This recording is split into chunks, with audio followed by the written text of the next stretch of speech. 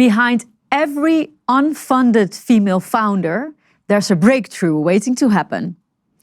That quote perfectly sums up the big idea of Team Grant Thornton. Let's see what they have to say in this video podcast episode of the Partnership Academy.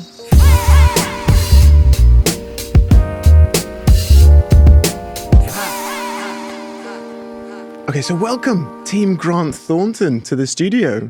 Thank you for having us. Let's jump straight in. Iris, what is the big idea? Tell me.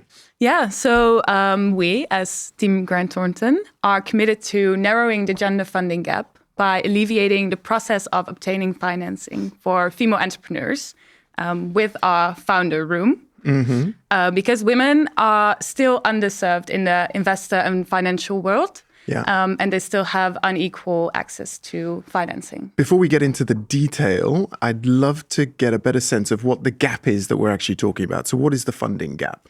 Great question. So the thing that we are focusing on is that last year in the Netherlands, only 13.7% of total recorded investments went to female entrepreneurs. Mm-hmm. And this leads to a 30% investment gap between female and male entrepreneurs. And for you, Raoul, the male perspective, what was your personal connection? I think the personal connection for me was before I started at Grant Thornton, I also was an entrepreneur myself. And it's quite difficult to say, but as a male entrepreneur, I sometimes do not understand these pain points that these female entrepreneurs experience. Mm-hmm. And I was really keen on trying to understand them more.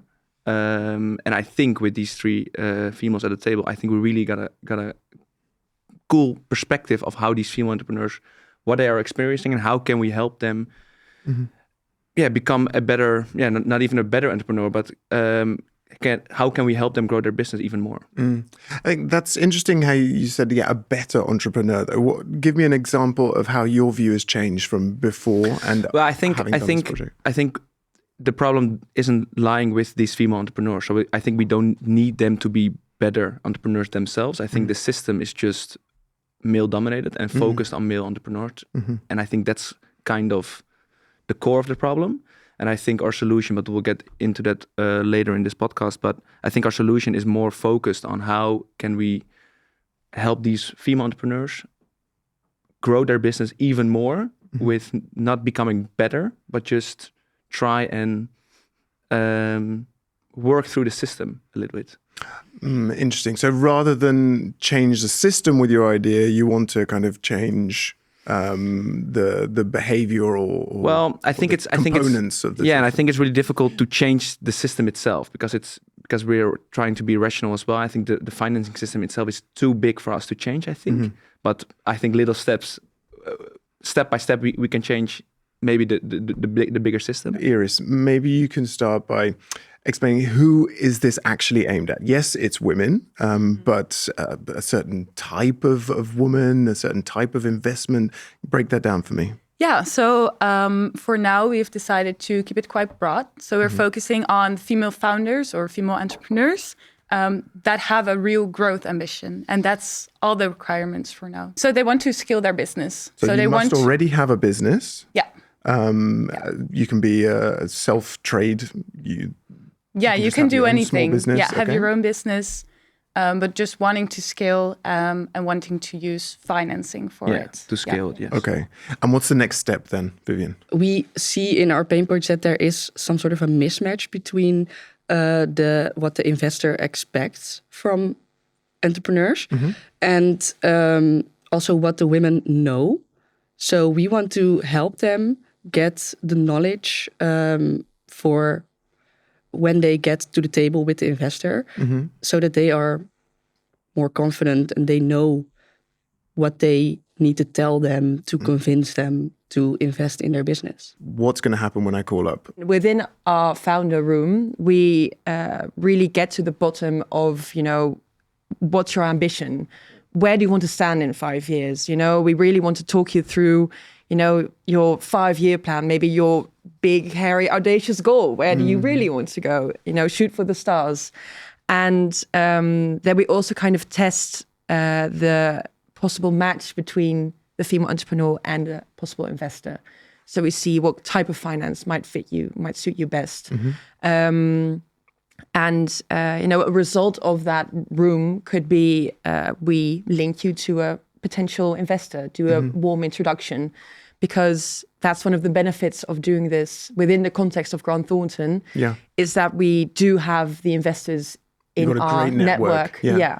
And are you specifically reaching out to investors that have shown an active interest in funding female entrepreneurs, or is this not about... Or is this just about, okay, the best business ideas full stop? What's the profile of investor? I think the exciting thing about our solution is that we're trying to engage with two kinds of partners, because you have a partner that already is actively building a platform for these female entrepreneurs to help them with certain kind of challenges they face. And I think the other part of the solution is that we, in our own network, try and whenever these female entrepreneurs enter our founder room, we try and connect them to the right people we know in our network, such as banks or the right contact at the bank, a certain angel investor, a certain financial lender, which we know, so we can introduce them as a warm introduction, as Frederic mentioned. So we have very much expertise within Grant Thornton, and I think that's our biggest added value. Okay. For the And I female think entrepreneur. to add to that, I think also at the core of our solution is that Grant Thornton is specialized in helping entrepreneurs and being really understanding entrepreneurship in itself. And I think that's even more of an added value than we can add some knowledge of how to be an entrepreneur as well. Okay, let's dive a bit deeper into that aspect of understanding the female entrepreneurs, because as part of this project, you've done a lot of research, I suppose. Give me some, paint a picture for me of what that process was like. From the conversations with the female entrepreneurs, it became clear that they are experiencing, like I already mentioned, pain points. For example, the mismatch between what the investor expects and what the female entrepreneurs actually know. Yeah, and I think some female entrepreneurs we spoke to really validated that they were experiencing some kind of, what you already mentioned, some kind of mismatch. But I think sometimes I really don't find that really strange, because we also spoke to some investors and they told us what are like the 20 checkpoints or like the checks which you needed before they would even talk to you. And it's quite extensive. So I can understand, like, it's quite a difficult process to even get your foot in the door. And I think our solution with the warm introduction really helps getting your foot in the door, I think even. Is there any more data underpinning this, Frederic? There's been a really great research by Code V, which is a really great initiative that really dived into this and researched for now, I think, more than 2 years, this financing gap. So as I said, last year, only 13.7% of total investments went to female entrepreneurs. The underlying data is that last year, 38% of Dutch entrepreneurs were women. And out of total applications for investments, there was a quarter done by female entrepreneurs. So you already see a gap there. So we heard different reasons. So one thing is that they felt like they weren't ready for investments, for new money in their business. So we heard quite a lot of women who said, I'd rather bootstrap, use my own money, and really try to work it out that way instead of, giving away equity. That was something we heard, which I thought was really interesting. Something else we heard is that they thought they just weren't, far enough with their strategy. They weren't confident that they could pull through, really. Yeah, the system does reward the loudest and the brashest and the give me your money. And but is that the right way to go, or? Yeah, I think that's an interesting point you raise, because research shows that female entrepreneurs are more focused on social and ecological themes. So apart from the financial loss for the Dutch economy, because these businesses aren't getting the chance to grow as fast as they could, we are missing out on more social and ecological value for our society. So that is something that we should also focus on, apart from the financial facts. And to add something to that, Frederic, because I know you did this interview, and I think the whole table knows that I was amazed by this company. And can you tell a little bit more about the company for domestic violence? Because she really raised the point. Yeah. I want to have someone help me get my foot in the door. Yeah. Great. Yeah. Yeah, thanks for raising that. So we talked to an entrepreneur, and she is a survivor of domestic violence, which of course is an awful thing to experience. And she told us in an interview that she went to different financing institutions. So, a bank, also trying to get a subsidy, talking to investors. And, she felt like, okay, to give some explanation, her product was to combat domestic violence and make it more visible for women who are in these situations to raise a case to the police. Really smart idea, and she's really speaking from experience. A business model around that? Yes. Okay. So she would have, for example, municipalities pay for the products so that women in these situations can use it for free. So that would be kind of the Social business impact, model. yeah.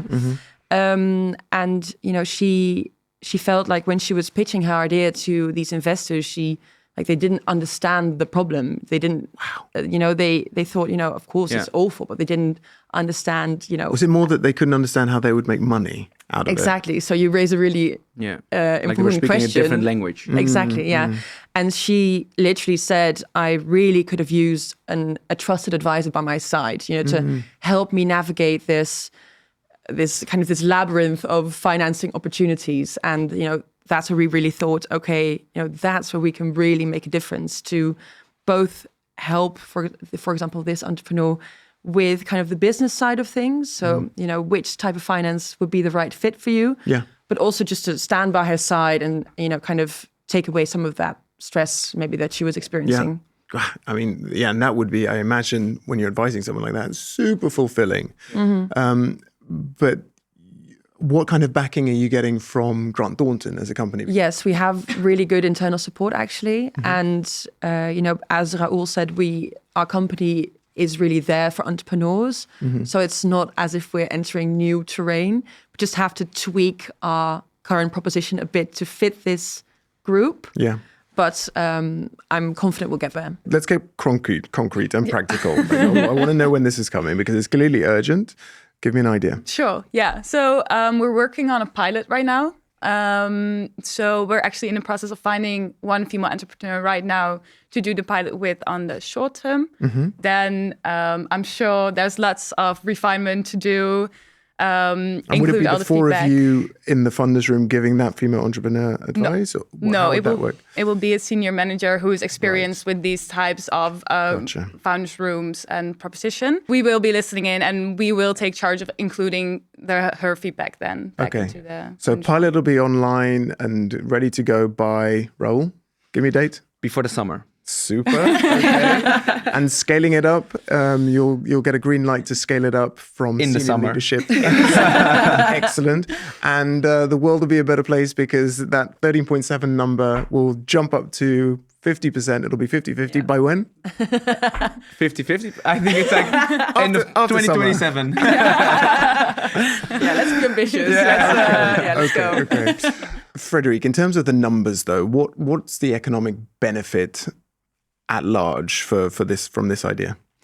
Well, research shows that the Dutch economy is missing out on 139 billion euros from this investment gap. So I think that really underlines why we need to really get to work. Yeah, that's a big number. Yeah, and this is each year. So every single year. Yeah. Do you feel like this is an investment in women solely, or more society at large? I think society at large definitely, but because our solution really focuses on helping these women, these female entrepreneurs, getting access to capital more easily, and at the same time we help the investors make their capital more accessible to these women, which in fact I think helps the society. Because of the number as well. Yeah, I think we want to start small and realistic, but in the end, we're trying to create systems change. I think that's the ultimate goal. Yeah. Okay. Clear. Iris, I mean, I've heard a lot. It's clearly, I'm convinced, but perhaps it would be nice to I don't know, give a call to action to any female entrepreneurs watching this? Yeah, so we've been developing our Founders Room, where we want to support female entrepreneurs with a real growth ambition. And together we'll map out your business model, we'll explore financial opportunities and requirements, and we'll help you make a stronger funding application. And in addition, we'll intend to facilitate meaningful introductions to investors as well. So if you are a female entrepreneur and you would like to pilot the Founders Room with us, please reach out. We're very keen to get in contact with you. And we're also looking for investors and for female-focused financing platforms, because we're open to all feedback. Well, listen, thank you very much. Really enjoyed listening to the idea. It's very, very noble and has clear economic value as well. And you seem to have something that's got a lot of potential. So well done. Thank you. Thank you very much. You're welcome.